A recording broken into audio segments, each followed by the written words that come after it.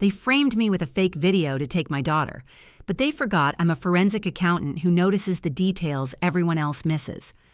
One tiny mistake in the reflection just turned this custody battle into a $600 million federal takedown.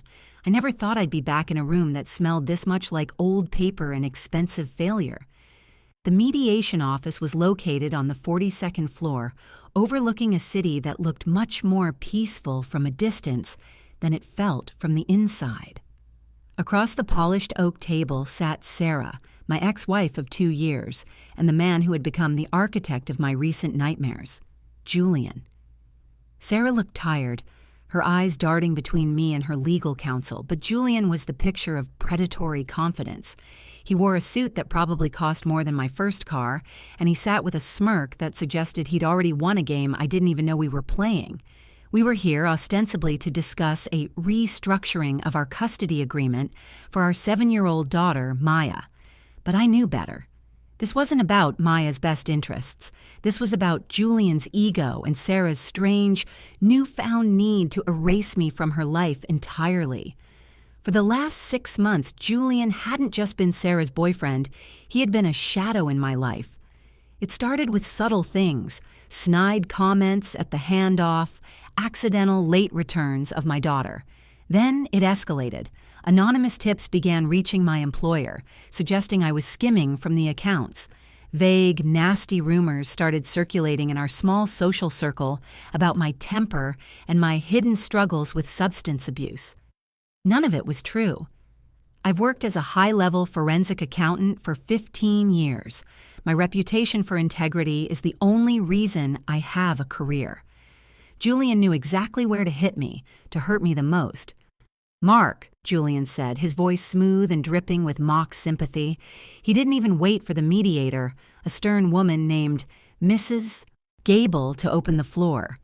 "We're all here because we want what's best for Maya, and frankly, based on the recent developments, we don't think your current living situation or your mental state is conducive to her safety." I felt the heat rise in my neck, but I kept my hands flat on the table. "My mental state is fine, Julian, and my living situation hasn't changed in 3 years. What exactly are these developments you're referring to?" Sarah wouldn't look at me. She was staring at a chip in the varnish of the table. Julian, however, leaned forward, his eyes gleaming. He pulled a thick manila folder from his briefcase and slid it toward the mediator. "We've been doing some due diligence," Julian continued. "As a successful developer, I have resources. I care about Sarah and I care about her daughter. I couldn't just sit back while I heard stories about your late-night activities, Mark. The neighbors have been talking. The incidents at the park, the outbursts at the school, it's all documented." My heart hammered against my ribs. Outbursts? I hadn't been to the park in weeks because Maya had been with them for their extended summer vacation that I'd foolishly agreed to. I hadn't even been at the school since the semester ended. He was fabricating an entire narrative, a localized smear campaign designed to make me look like a man on the verge of a breakdown. Mrs. Gable opened the folder, her brow furrowing as she flipped through the pages. "There are several signed affidavits here, Mr. Sterling," she said, looking at me with a newfound coldness. "Statements from individuals claiming you were seen in a state of extreme agitation, shouting at empty cars in your driveway. There's even a report here from a private security firm Julian hired, claiming they witnessed you receiving suspicious packages at odd hours of the night." "That's a lie," I said, my voice steady despite the roar in my ears. "Every word of it. Who are these people? Who signed these?" "Character witnesses," Julian interjected smoothly. "People who care about the community. People who see you for who you really are when you think the cameras aren't watching. But actually, Mark, that's the thing. The cameras were watching." He reached back into his briefcase and produced a sleek silver tablet. He tapped the screen a few times and then turned it around, sliding it into the center of the table so we could all see. "This footage was taken 6 days ago," Julian said, his voice dropping to a theatrical whisper. "At approximately 11:45 p.m., right outside your front door." On the screen, a grainy night vision video began to play. It showed the front porch of my house. The timestamp in the corner confirmed the date and time. A figure appeared from the shadows, a man who, in the low light and at that angle, looked remarkably like me. He was wearing my favorite charcoal hoodie, the one with the distinct logo of my alma mater on the back. The man on the screen was acting erratically. He was pacing back and forth, clutching a small plastic baggie. He looked paranoid, glancing over his shoulder every few seconds. Then he sat down on the top step, pulled out a glass pipe, and began to light it. The flare of the lighter illuminated his face just enough to show features that were undeniably mine. The sharp jawline, the receding hairline, the specific shape of my glasses. Sarah let out a small, choked sob. "Mark, how could you? With Maya coming over next weekend." I sat there, frozen. I looked at the video, then at Julian, who was wearing a look of triumphant pity. My mind was racing, trying to process what I was seeing. I knew for a fact I wasn't on my porch 6 days ago at 11:45 p.m. I was 300 miles away, finishing a grueling audit for a client in another state. I had the hotel receipts to prove it, but as I stared at the screen, I noticed something. A tiny detail in the background of the video that Julian had clearly missed. Something that didn't belong in my yard, but belonged very much in his. I felt a cold, sharp clarity wash over me. Julian hadn't just tried to slander me, he had committed a fatal error in his desperation to bury me. He thought he was playing a game of checkers, but he had just walked onto a minefield of my professional expertise. I looked Julian dead in the eye, and for the first time that morning, I smiled. It wasn't a friendly smile.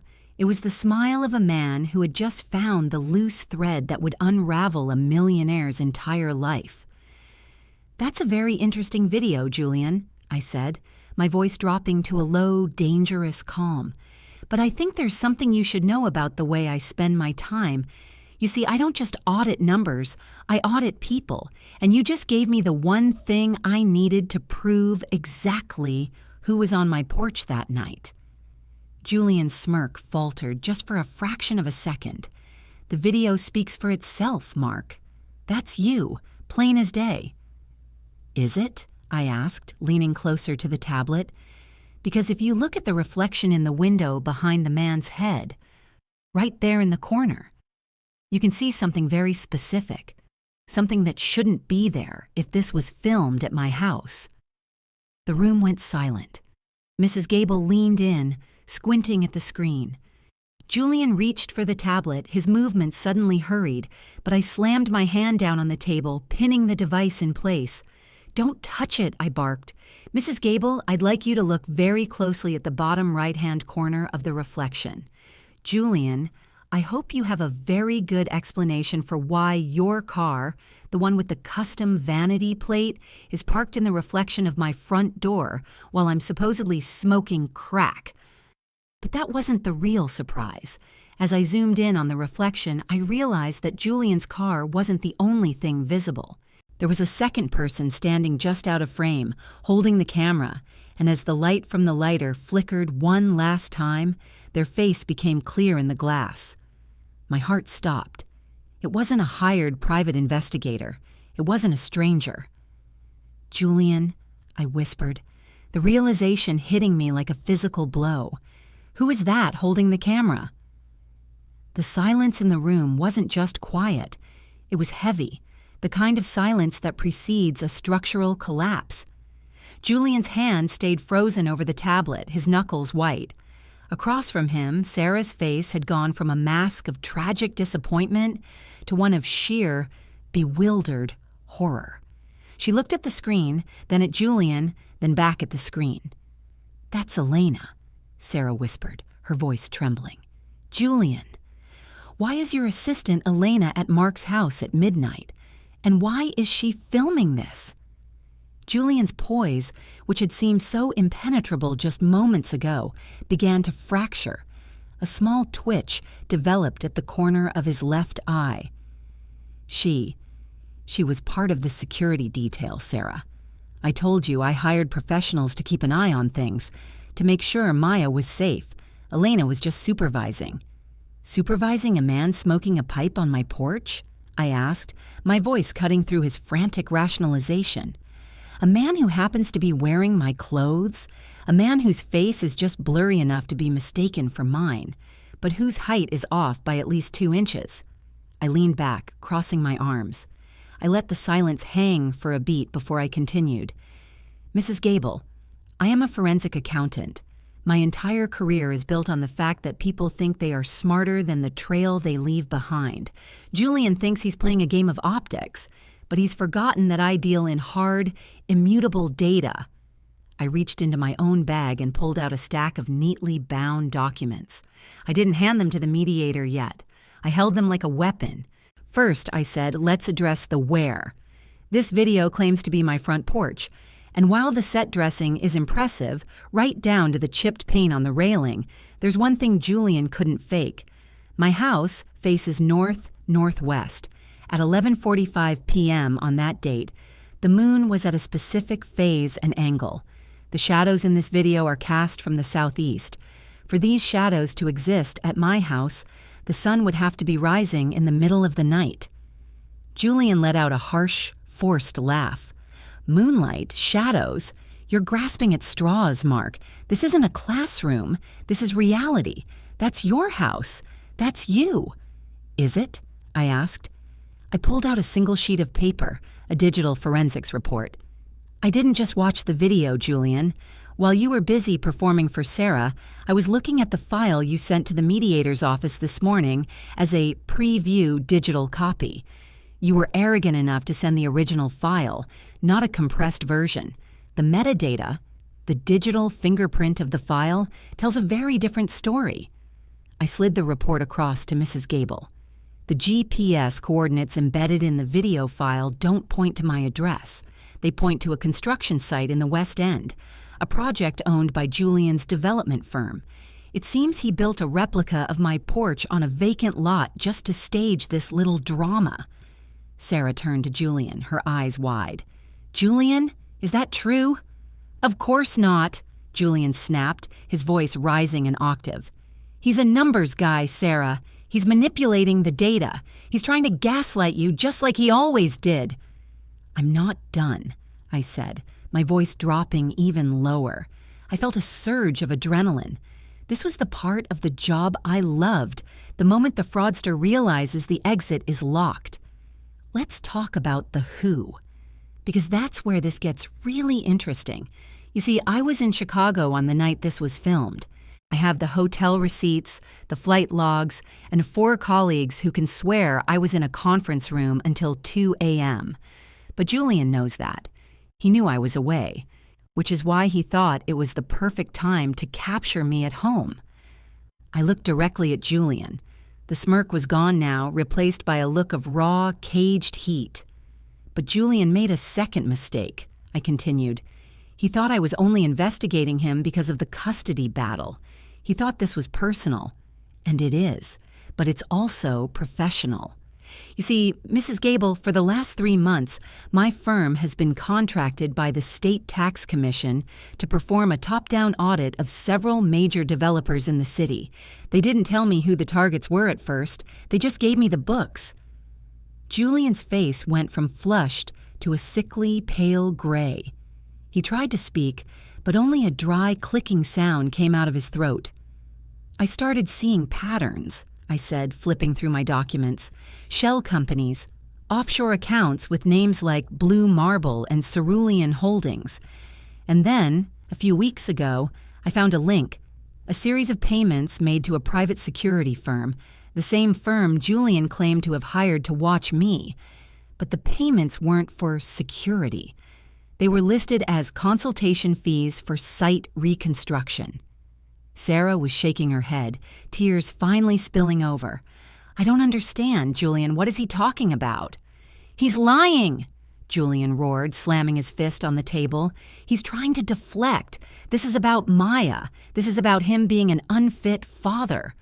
Is it? I countered. Because I think it's about the $4 million you moved out of your daughter's college trust fund last month to cover the losses on your failing West End project. The same project where you filmed this fake video." The room went deathly silent again. Sarah gasped, her hand flying to her mouth. That trust fund was the one thing she'd insisted on when they got together, a safety net for Maya's future that Julian had promised to vest. "You touched her money?" Sarah's voice was a jagged whisper. Julian scrambled, reaching for her hand, but she flinched away as if he were made of fire. "Sarah, honey, it was a temporary bridge loan. I was going to put it back. I just needed to finish the project so we could buy the house in the Hamptons. Everything I do is for us." "Everything you do is for you," I corrected. "And it's about to get much worse. Because as I was looking into the Blue Marble account, I found something I didn't expect. I found a second set of signatures. It wasn't just your name on the authorization forms for the illegal transfers, Julian." I pulled out the final document in my folder. This was the testimony I hadn't told anyone about, not even my own lawyer. "There's a silent partner in your firm, Julian," I said. "Someone who has been helping you cook the books and hide the assets. Someone who knew exactly how to frame me because they knew my schedule, my habits, and my weaknesses better than anyone." I looked at the door of the mediation room, and I think it's time they joined us. Just as the words left my mouth, the heavy oak door swung open. A woman stood there dressed in a sharp power suit, her expression unreadable. Julian's jaw dropped. Sarah let out a strangled cry. But it wasn't the police, and it wasn't Julian's lawyer. It was the one person I never expected to see collaborating with a man who wanted to destroy me. "I believe you're looking for these," the woman said, holding up a digital drive. "The actual recordings of the meetings where Julian planned the framing of Mark Sterling." I stared at her, the blood rushing in my ears. "What are you doing here?" I asked, my voice barely audible. The woman stepped into the room, her eyes fixed not on Julian, but on me. "I'm here to finish what we started, Mark," she said. "But first, there's something you need to know about who really owns Blue Marble." The woman standing in the doorway was Rebecca Vance. The air in the room seemed to vanish. Rebecca had been my senior partner 10 years ago, a woman whose brilliant mind for structural finance was matched only by her ruthlessness. We hadn't spoken since I'd discovered she was smoothing over discrepancies in a high-profile audit and forced her out of the firm. I thought she had moved to Europe. I thought she was a ghost of my professional past. "Rebecca," I breathed, my brain struggling to recalibrate. Julian's face went from pale to a terrifying, mottled purple. "What are you doing here? This is a private mediation. You have no standing here." Rebecca ignored him, walking toward the table with a grace that felt like a predator moving through tall grass. She didn't look at Sarah, and she didn't look at Julian. She looked directly at me. "Mark," she said, her voice like sandpaper on silk. "It's been a long time. You always were better at the details than I was, but you were always so naive about the people behind the numbers." She placed a sleek black USB drive on the table and slid it toward Mrs. Gable. "That drive contains the raw audio files from Julian's office at the West End site. I've been Julian's financial consultant for the last 18 months. He thought I was helping him hide the $4 million he skimmed from his daughter's trust. What he didn't know is that I was actually building a firewall to ensure that money didn't just disappear. It went into an escrow account he can't touch." Julian lunged for the drive, his composure completely shattered. "You traitorous bitch, I paid you, I gave you everything." "You gave me a front row seat to your incompetence, Julian," Rebecca said coldly. "But more importantly, you gave me the chance to settle an old debt." She turned back to me. "Mark, you think you're here because Julian wanted to take your daughter. You think this was about custody. But Julian is a small man with small ambitions. He just wanted the money and the status. He was just a tool." Sarah was shaking now, her hands clenching and unclenching on her lap. "Rebecca, please. You said you'd help me. You said if we did this, Mark would be out of the picture and Maya would be safe from his instability." I felt a cold shiver run down my spine. "Sarah, what are you saying?" You knew about the framing." Sarah looked up, and for the first time, the tired, grieving mother act was gone. Her eyes were hard, filled with a resentment that must have been festering for years. "You were always so perfect, Mark, so focused on the truth. You looked at me like I was a budget error that needed to be corrected. Julian offered me a life where I didn't have to be audited every single day." "By framing me as a drug addict," I shouted, the betrayal finally boiling over. "By trying to take my daughter away using a fake video on a fake porch." "It was the only way to get the full payout from the Blue Marble policy," Rebecca interrupted, her voice cutting through the emotional wreckage. I froze. "Policy? What policy?" Rebecca leaned over the table, her eyes glinting with a dark satisfaction. "This is where the audit gets complicated, Mark. You've been looking at Blue Marble as a shell company used for money laundering, and it was. But Blue Marble isn't just an entity. It's a multi-million-dollar life insurance and disability policy, a policy taken out in your name 3 years ago, shortly before your divorce was finalized." My heart stopped. I never took out a policy like that. I had my standard firm coverage, but nothing on that scale. "The policy has a very specific clause," Rebecca continued. "If the insured party, you, Mark, is found to be legally unfit due to criminal activity or substance abuse, the control of the primary assets and a massive rehabilitation payout is transferred immediately to the primary beneficiary." "And who is the beneficiary?" I asked, though I already knew the answer. "It's not Sarah," Rebecca said, a cruel smile touching her lips. "And it's not Julian. They were just the ones doing the legwork. They were promised a cut of the payout to fix Julian's debts and buy Sarah's freedom." Julian was staring at Rebecca in shock. "What do you mean it's not us? We signed the agreement. You showed us the paperwork." "I showed you what you wanted to see," Rebecca said. "I needed you to be motivated. I needed you to create enough evidence of Mark's downfall to trigger the investigation. But the real owner of Blue Marble, the person who actually funded the premiums and hired me to oversee your performance, is someone much more patient." Mrs. Gable, the mediator, looked like she wanted to call the police, the FBI, and possibly a priest. "Ms. Vance, this is highly irregular. Who is the beneficiary of this policy?" Rebecca looked at the clock on the wall. "He should be here any second.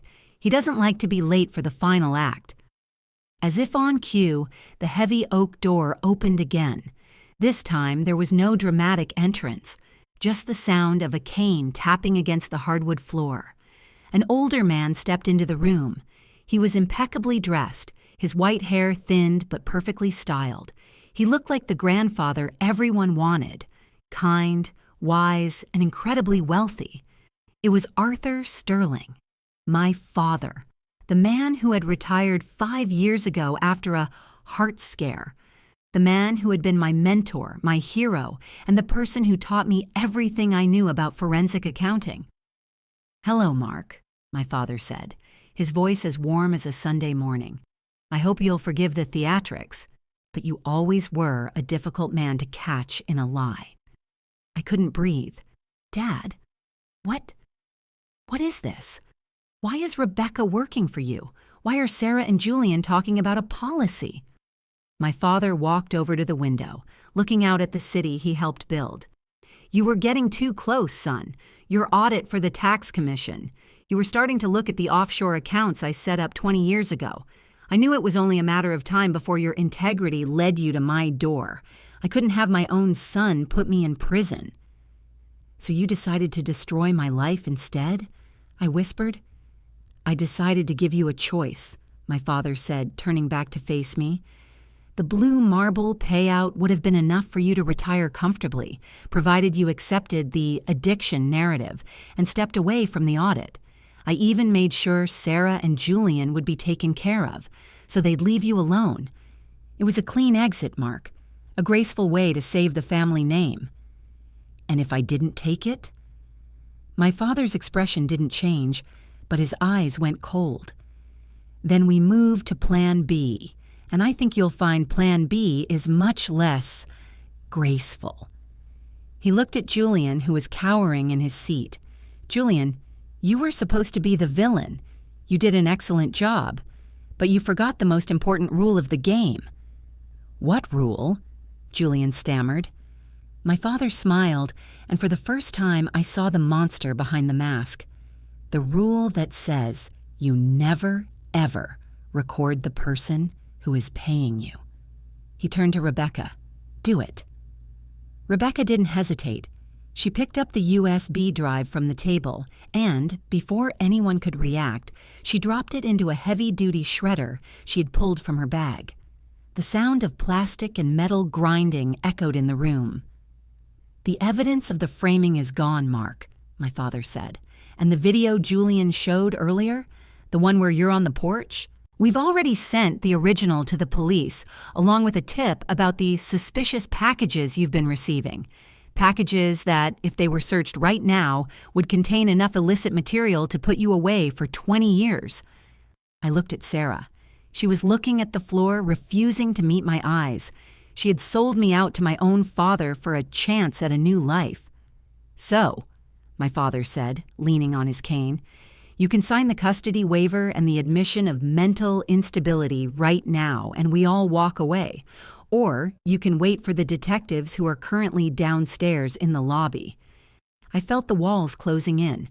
My father, the man I trusted most, had orchestrated a trap so perfect that even my professional skills couldn't find a way out.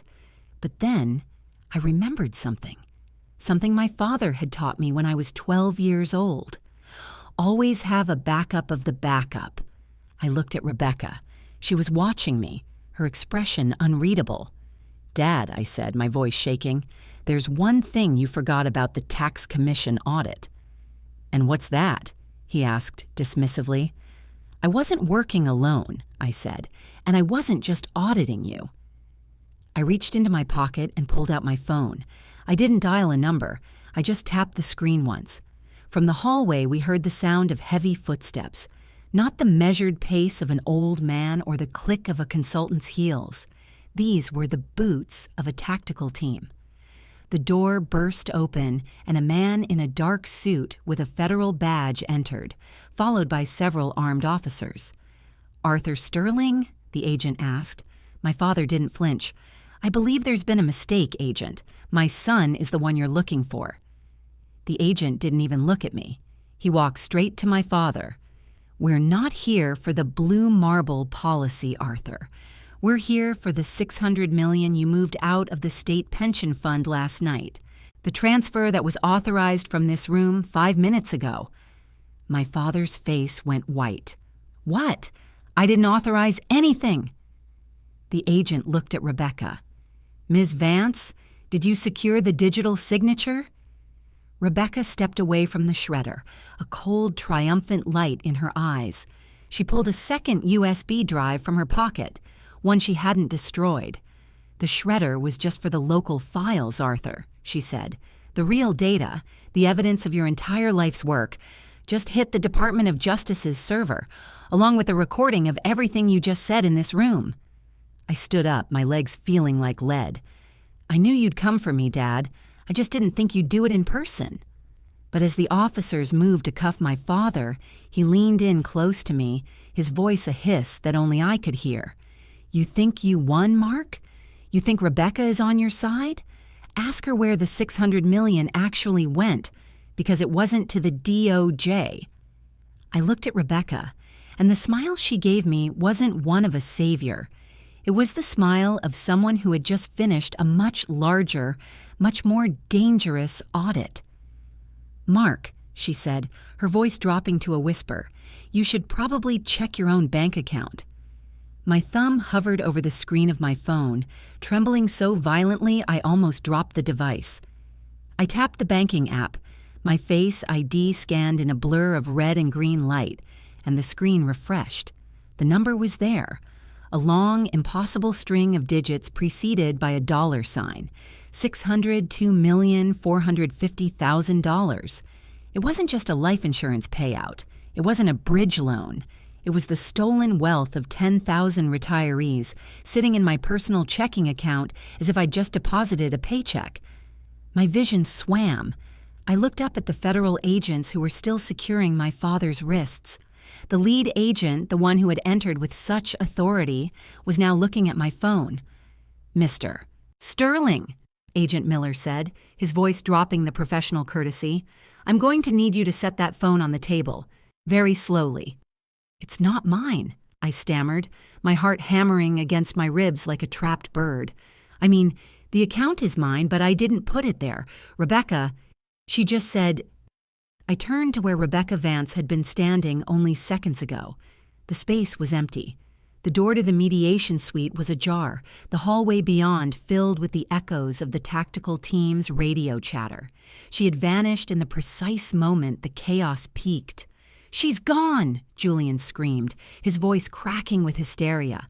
He was looking at the shredder, then at the agents, finally realizing that he had been the smallest fish in the darkest pond. "She took the drive. She's the one who did it. Sarah, tell them. Tell them it was her idea." Sarah was huddled in the corner of the room, her face buried in her hands. She wasn't crying for me, and she wasn't crying for Julian. She was sobbing with the realization that she had helped hand our daughter over to a cabal of monsters for a prize that had just turned into a federal indictment. "Mark," my father said, his voice hauntingly calm despite the steel around his wrists. He leaned toward me, a thin smile playing on his lips.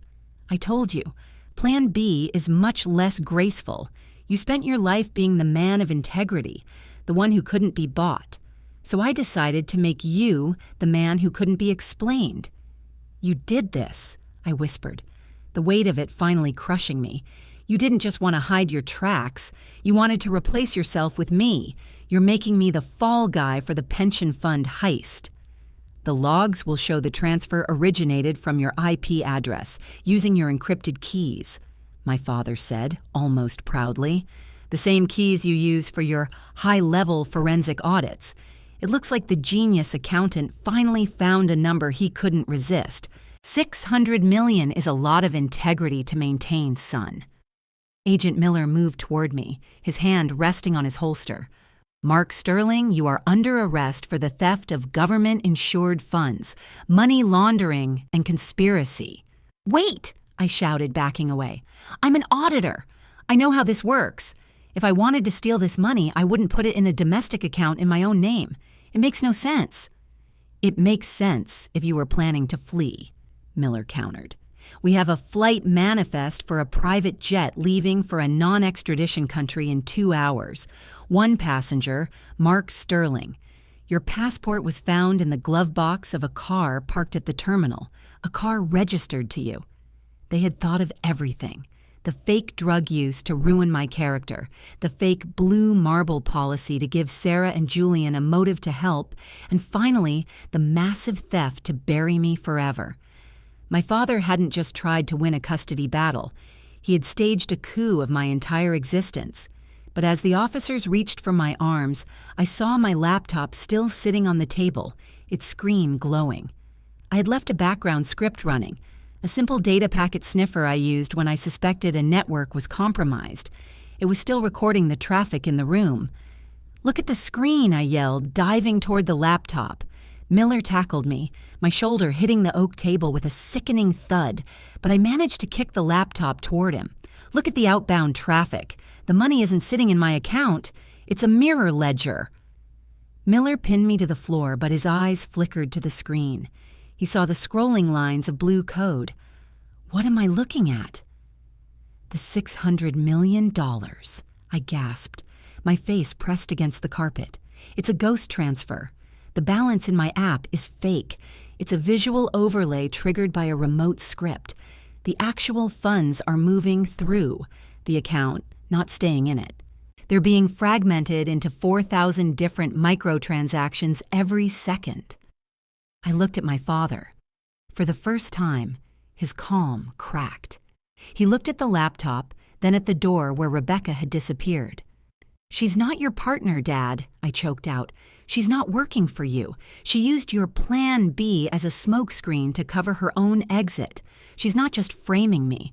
She's stealing it from you." The room fell into a bizarre, high-stakes silence as the agents realized the complexity of what was happening. Miller signaled his team to hold. He pulled the laptop closer, his brow furrowing as he watched the digital millions vanish into the ether. "Where is it going?" Miller asked. "I can trace it," I said, my voice urgent, "but you have to let me up. If those transactions finish, the money hits a dark pool exchange. It will be gone forever.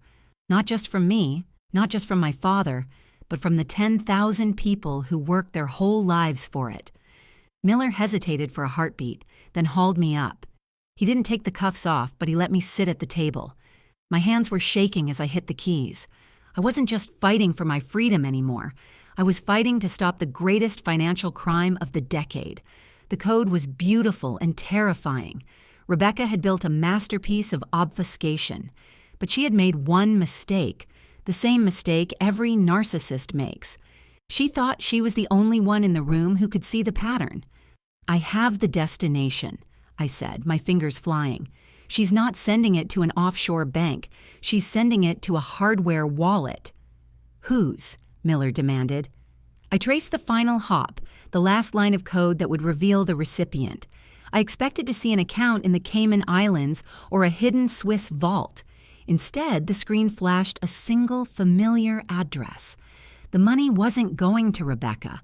It wasn't going to a secret island. "It's going to my house," I whispered. "The smart safe in my basement. The one only I have the biometric key for." Everyone in the room turned to look at me. The trap wasn't just about the money being in my account. It was about the physical evidence being found in my home. Rebecca wasn't fleeing with the money. She was delivering the smoking gun to my doorstep so the police would find it there. But then, the monitor turned bright red. A new window popped up, bypassing all my security. It was a video feed. The camera was low angle, hidden in the bushes outside my house. It showed a black SUV pulling into my driveway. A woman stepped out carrying a heavy metallic case. It was Rebecca. But she wasn't alone. As she walked toward my front door, she reached out and took the hand of a small child who was walking beside her. My heart stopped. My blood turned to ice. "Maya!" I screamed at the screen. Rebecca looked directly into the hidden camera as if she knew I was watching from the mediation room. She leaned down and whispered something into my daughter's ear, then looked up and smiled. She didn't just have the money. She had the only thing in the world that could make me confess to a crime I didn't commit. The phone on the table rang. It was an unlisted number. Miller reached for it, but I beat him to it. I swiped the screen. "Hello, Mark." Rebecca's voice came through the speaker, calm and terrifyingly sweet. "I hope you're enjoying the audit. I've just arrived at your house with Maya. We're going to go inside and wait for the police. Unless, of course, you'd like to tell the agents exactly what I want you to say." I looked at my father, who was staring at the screen in pure, unadulterated horror. He had started a fire to burn me down, but he hadn't realized the wind would blow it back toward his grandchild. "What do you want?" I asked, my voice a hollow shell. "I want you to tell the truth, Mark," Rebecca said. "I want you to tell them that you and your father did this together. I want you to tell them where the rest of the hidden assets are. And if you do, maybe Maya and I will still be here when they arrive. If not..." The line went dead. At that exact moment, the heavy oak door of the mediation room was kicked open for the third time. But it wasn't more police. It was a man I hadn't seen in years, a man who worked for my father's other business interests. He was holding a silenced pistol, and he wasn't pointing it at me. He pointed it directly at the federal agent holding my father. "Nobody moves," the man said. "Arthur, we're leaving, now." The room felt like it was teetering on the edge of a precipice. Victor, the man with the silenced pistol, stood by the door, his eyes scanning the room with the cold precision of a professional. Agent Miller was frozen, his hand still inches from his own weapon. My father, Arthur, stood tall, the fear that had momentarily crossed his face replaced by a chilling arrogance. "You see, Mark," my father said, adjusting his cuffs as if they were expensive cufflinks. "The world isn't run by audits and integrity. It's run by the people who have the courage to take what they want. Now, Victor and I are going to walk out of here, and you're going to stay here and explain to the FBI why you stole $600 million. He looked at Sarah and Julian. "As for you two, I suppose the deal is off. You've been far too messy." Julian let out a whimpering sound, but Sarah did something I didn't expect. She stood up, her face pale but her eyes fixed on the screen showing our daughter. "Arthur, please, don't let her hurt Maya. I did everything you asked. I lied to the court, I helped Julian with the video. Just tell Rebecca to let her go." The room went silent.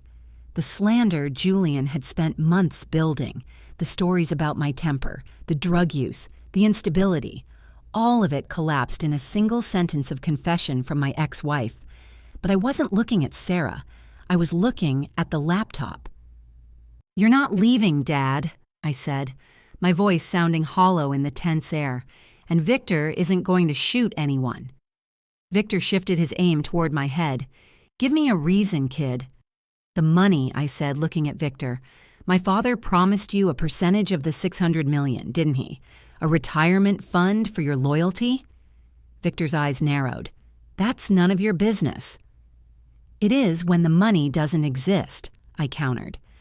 I turned the laptop around so Victor could see the scrolling red text. "I told you I poisoned the ledger. I didn't just track the transfer. I encrypted the destination headers.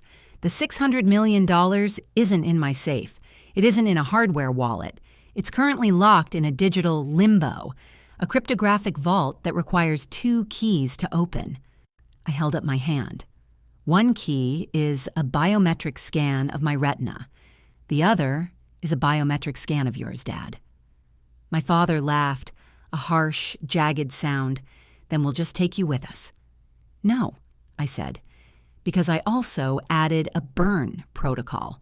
If my heart rate exceeds 120 beats per minute for more than 60 seconds, which it will if you kidnap me, or if the GPS coordinates of this laptop move more than 50 feet from this room, the vault deletes itself. The money won't just be gone, the digital signatures will be wiped.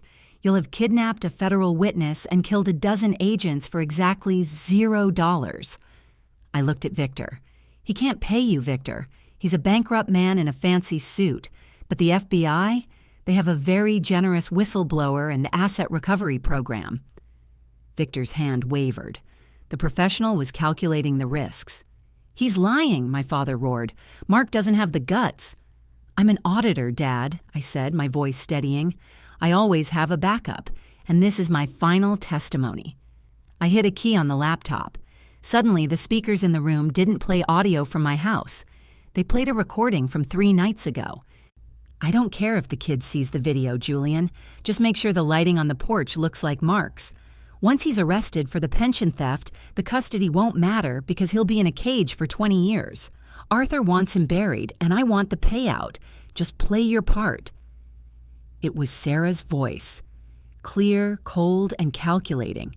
Then Julian's voice. "I've got the fake pipe and the hoodie, but what if the police look too closely at the metadata?" Then the voice of the mediator, Mrs. Gable. "Don't worry about the metadata. I'll make sure the mediation files are accidentally corrupted after the initial viewing. Mark is a smart guy, but he's distracted. He's losing his daughter. He won't be looking at file headers." The room went deathly quiet. Mrs. Gable, the stern, impartial mediator, turned as white as a sheet. She hadn't just been biased, she was on the payroll. "I bugged the mediation suite last night," I said, looking at the woman who was supposed to be a neutral party. "I knew the game was rigged the moment Julian suggested this specific office. I didn't just audit the money, Julian. I audited your connections. You went to the same prep school as Mrs. Gable's son." The unexpected testimony wasn't a speech I gave. It was the voices of my enemies captured in their own moments of triumph, played back for the federal agent standing in the room. The slander was gone. The narrative of the unstable father had been replaced by the reality of a criminal conspiracy. Victor looked at my father, then at the laptop, then at Agent Miller. He saw the inevitable conclusion. He slowly lowered the silenced pistol and set it on the floor. "Smart move," Miller grunted, lunging forward to kick the gun away and tackle my father to the ground. But there was still the matter of the screen, Rebecca and Maya. "Mark!" Sarah screamed, pointing at the laptop. "The girl! Do something!" I looked at the feed. Rebecca was standing at my front door, the case in one hand and Maya's hand in the other. She looked at the camera one last time, but she didn't go inside. She stopped. She looked at her watch. Then, she leaned down, kissed Maya on the forehead, and handed her a cell phone. Rebecca turned and walked back to the SUV, driving away alone. Seconds later, my phone rang. It was Maya. I answered, my heart in my throat. "Maya, honey, are you okay?" "Daddy?" Her small voice came through, sounding confused but safe. "The nice lady said you were busy with a big project and that I should wait for the police car that's coming to take me to Grandma's. She gave me a chocolate bar. Daddy, why are there sirens?" I let out a breath I felt like I'd been holding for years. Miller was on his radio coordinating the pickup at my house. My father was being led out in chains, shouting curses that no longer had any power. Sarah and Julian were being handcuffed by other agents, their new life together ending before it even began. Agent Miller walked over to me, looking at the laptop. "The money, Sterling. Is the burn protocol real?" I looked at the screen, then at the man who had almost arrested me. No, it was a bluff. The money is sitting in a holding account I created for the DOJ. Every cent is accounted for. I just needed Victor to think it was gone so he wouldn't start shooting. Miller shook his head, a ghost of a smile on his face. "You're a terrifying man to have a meeting with, Mark." "I just like things to balance," I said. 6 months later, the dust had finally settled. My father was facing life in prison for the pension heist and a dozen other racketeering charges. Sarah and Julian had taken plea deals. Sarah got 10 years, and Julian, who flipped on everyone the second he hit the interrogation room, got 5. Mrs. Gable lost her license and her freedom. Rebecca Vance was never found. Some say she's in South America. Some say she was the one who tipped off the DOJ about my father's Plan B in the first place, playing both sides until the very end. I don't care where she is, as long as she stays away from my family. I sat on my front porch, the real one, watching Maya play in the yard. The city looked different now. The tall buildings didn't look like monuments to power anymore. They just looked like puzzles waiting to be solved. My reputation was more than restored. I was now the lead consultant for a federal task force on white-collar crime. People no longer whispered about my instability. Now, when people saw me coming with a briefcase, they just got very, very quiet. The Slander had tried to erase me, but in the end, the numbers told the only story that mattered. And the numbers said I was exactly where I was supposed to be. Maya ran up the steps, jumping into my lap. "Daddy, can we go to the park?" I closed my laptop, the screen showing a perfectly balanced ledger.